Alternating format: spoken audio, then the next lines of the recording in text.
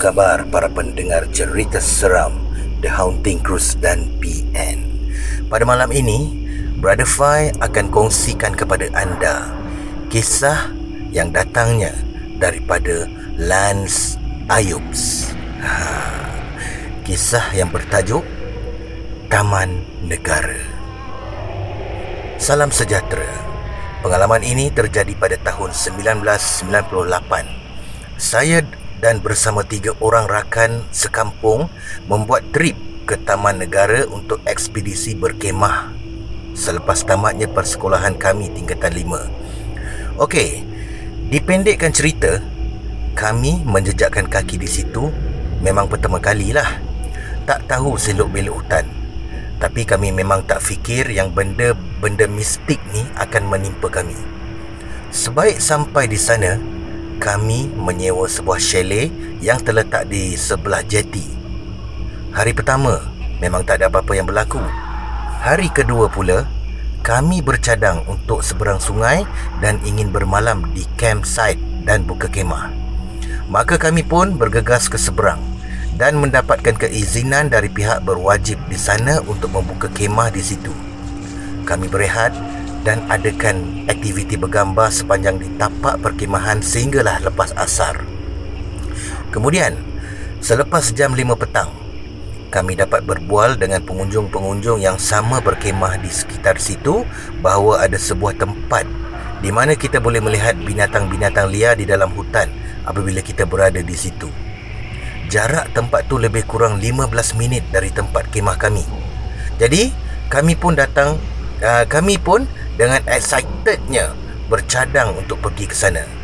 Brother yang bagi tahu kami tu pesan, jika nak masuk ke sana, gerak sekarang. Nanti sebelum gelap dah ada di tempat tu. Jadi kami pun bersiap-siap. Tapi memandangkan perjalanan hanya mengambil masa 15 minit, kami pun berlengah-lengah sajalah. Tengok jam 10 minit lagi 7 malam. Maghrib dalam 7.15 waktu itulah. Kemudian kami pun bergerak. Semua yang lain tengok kita macam pelik. Ada yang tegur, "Nak pergi mana?" Kami cakap, "Nak masuk dalam hutan." Tak takut ke?" Dengan bangganya kawan saya menjawab, "Alah, tak ada apa-apalah." Kami pun hanya ketawa sesama sendiri melihat keadaan jiran-jiran kemah kami macam risaukan kami. Memang kami tak fikir apa-apa pun. Kepala otak kami ni, malam ni kami nak bermalam dalam hutan tengok binatang. Kami meneruskan perjalanan. Sebaik dalam 5 minit kami trekking, kami terdengar azan maghrib. Masih kedengaran sebab kami tak berapa jauh lagi dari perkampungan chalet yang kami tinggal semalam. Kami meneruskan perjalanan. Seorang dari kawan saya ni memang dah biasa camping dalam hutan. Jadi kita bagi dia jadi leader lah. Saya berjalan belakang sekali dari yang lain. Kemudian kami melewati satu pondok usang. Tiba-tiba saya terdengar ada benda yang mengetuk dinding pondok tu. Saya memanggil kawan saya dan bertanya, "Adakah mereka dengar?" Semua kata tak dengar apa-apa pun. Sudah. Takkan saya je seorang yang dengar. Sambil terpinga-pinga, saya teruskan perjalanan. Hampir 20 minit berjalan, masih tak sampai. Hari dah semakin gelap. Semua berbekalkan lampu suluh ever ready, yang tahan lasak tu. Tiba-tiba ada bunyi yang tidak menyenangkan dari atas pokok yang kami lalui. Saya mula seriau. Yang lain juga sama, tapi buat macam tak ada apa-apa je.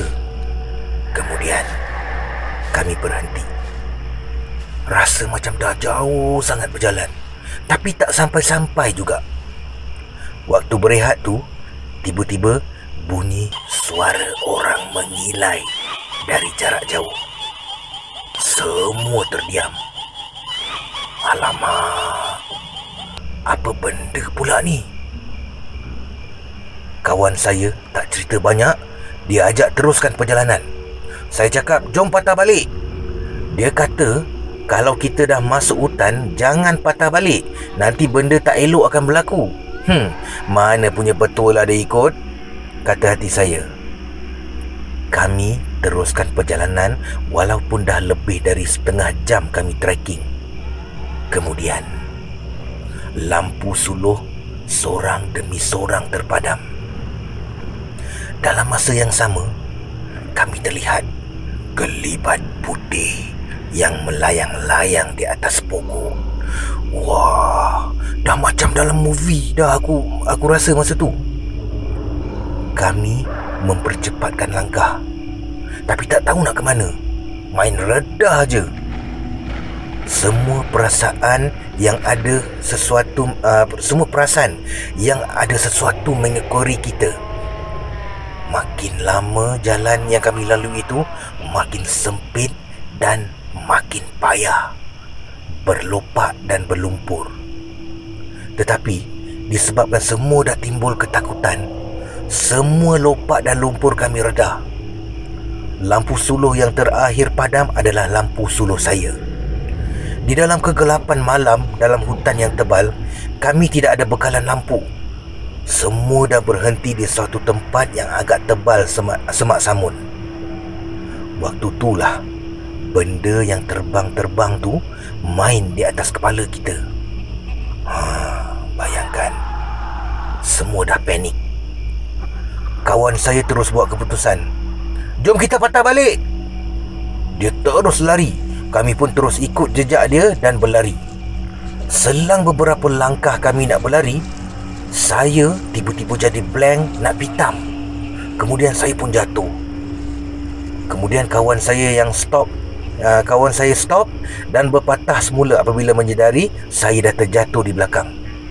Waktu mereka cuba bangunkan saya, waktu itulah mereka ceritakan bahawasanya ada kelibat putih yang menghampiri kita semua. Mereka tak nampak muka, hanya susuk badan aja nampak. Salah seorang dari kawan saya dari takut berubah menjadi berani. Dia mencabut sebilah parang di tangannya, lalu dia menjerit, Allahu Akbar! Terus dia terkam ke arah susuk tu. Tetapi benda tu hilang. Yang lain dalam usaha memapah saya tetap teruskan perjalanan berpatah balik. Kawan yang memegang parang tu mengambil alih jadi leader pula. Dia menjerit-jerit kemarahan, memaki hamun benda tu sambil kami ikut dia dari belakang. Suara mengilai semakin kuat kedengaran. Saya mula stabil dan boleh berjalan semula. Semua dah buka baju sebab terlalu panas waktu tu. Peluh jantan habis semua dah berguguran. Nak tak nak, kami cekalkan hati berjalan terus untuk keluar dari hutan tersebut. Walaupun suara mengilai itu terus-menerus mengganggu kami sepanjang perjalanan tu, kami tak hiraukan. Semua fikir nak keluar cepat aja. Makin lama, kami mula terdengar suara generator. Sayup-sayup dalam hati kami. Dah dekat dah ni. Akhirnya, kami sampai semula di pondok usang tadi. Alhamdulillah, dah dekat sangat. Kami terus berlari. Setiba kami dapat keluar dari hutan tersebut, semua orang di campsite memandang ke arah kami. Waktu tu jam kami menunjukkan pukul 9.35 malam. Lama gila dalam hutan rupanya. Ada yang menegur, korang kenapa? Kenapa semua tak serupa orang dah ni? Semua pelik tengok keadaan kami yang berlumpur satu badan, tak seperti masa mereka melihat kami awal nak masuk hutan tadi. Sebaik saja tiba di kemah, kami ceritakan pengalaman kami pada jiran-jiran kemah. Semua gelakkan kami. Ramai yang berkata, badan muka korang. Tak ada siapa yang berani masuk hutan waktu maghrib. Korang aja yang berani. Patutlah masa kita nak masuk tadi, semua muka tengok pelik aja. Rupa-rupanya memang itu pantang larang masuk hutan rupanya. Tapi yang paling menyakitkan hati, selepas kita dapat keluar, lampu suluh kami semua boleh on semula. Hampir punya hantu. Itulah pengalaman yang memang saya tak boleh lupakan. Sampai sekarang, saya tak jejak kaki dah di Taman Negara. Sekian.